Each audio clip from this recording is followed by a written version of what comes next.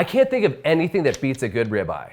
A rich steak like this is just begging to be paired with a bright acidic sauce. If you're a ribeye lover, then this is the sauce for you.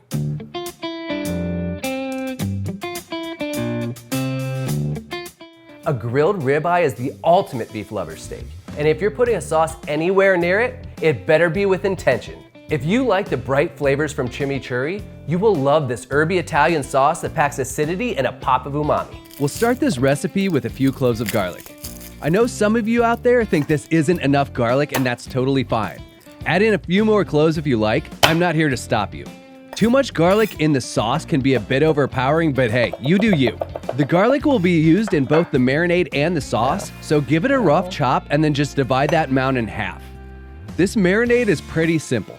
Chopped garlic, a nice balsamic vinegar for some acidity, and some extra virgin olive oil. Now season with some salt and pepper and give it a stir to combine.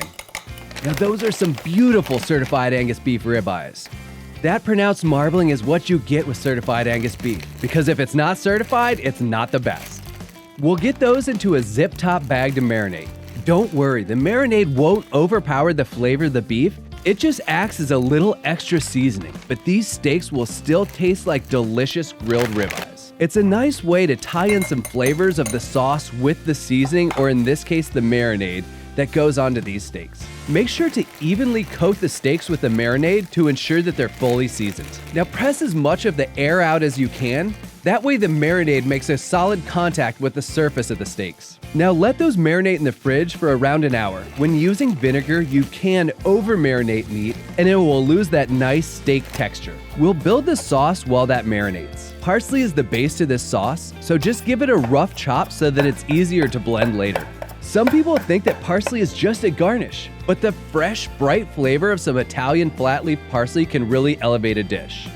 I like to use a blender for this sauce so that it emulsifies nicely and saves a lot of time.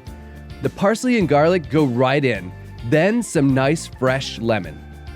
By zesting the lemon, we're extracting the flavorful oils in its skin.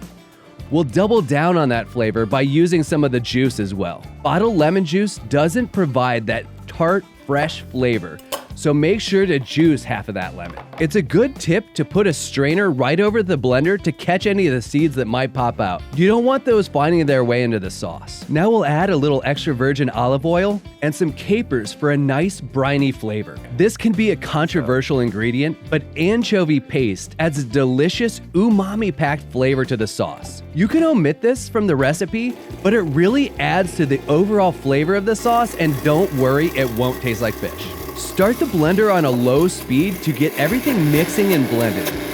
Adding more olive oil a little bit at a time will give you the right consistency without it becoming too oily. Gradually increase the speed to create a sauce that's well blended but still contains a little bit of texture. Some chunkiness makes the sauce seem a little more rustic. Nice and bright green with a little bit of texture, that's exactly what we're going for. Now it's time to get those ribeyes onto the grill. But before you fire them up, you'll want to pat them dry so they sear nicely, because any moisture on the surface will just inhibit browning. This is also a good opportunity to add a little extra seasoning as well. There wasn't much S&P in the marinade, so it's a good technique to season in layers. These may seem like some extra steps, but trust me, they're really important to flavor development. Seasoning in layers and a good sear really makes for a superior steak. Sear the steaks over high heat, and I mean high. A good high heat should be over 500 degrees Fahrenheit. Once you develop some good grill marks, rotate 90 degrees to get those beautiful diamonds. This not only looks nice, but it prevents the steaks from charring too hard where the grates come into contact with the beef. See, that's what I'm talking about. Nice grill marks that aren't too charred. Sear the second side of the steaks in the same way, then move them to a cooler area of the grill and close a lid to cook them through. I'm using a gas grill here in the test kitchen, so I'll need to move them to the oven. Most thick steaks won't finish cooking over direct heat, so you'll need to finish them in an oven-like environment. Let the steaks rest at least 5 minutes before slicing. With big, thick ribeyes like this, I like to serve them family style. Cut into half-inch slices and plate them up with some of the Salsa Verde. Ooh, look how juicy that steak is. That's where all that marbling really creates beautiful results. And that's what you get from a certified Angus beef ribeye. The green of that sauce really pops against that red medium rare interior. Italian salsa verde is really a perfect sauce to complement a grilled steak, especially one as robust as a ribeye. Oh, that is so good. The acidity and the herbs really pair perfectly with such a rich steak. Join us next time here in the test kitchen.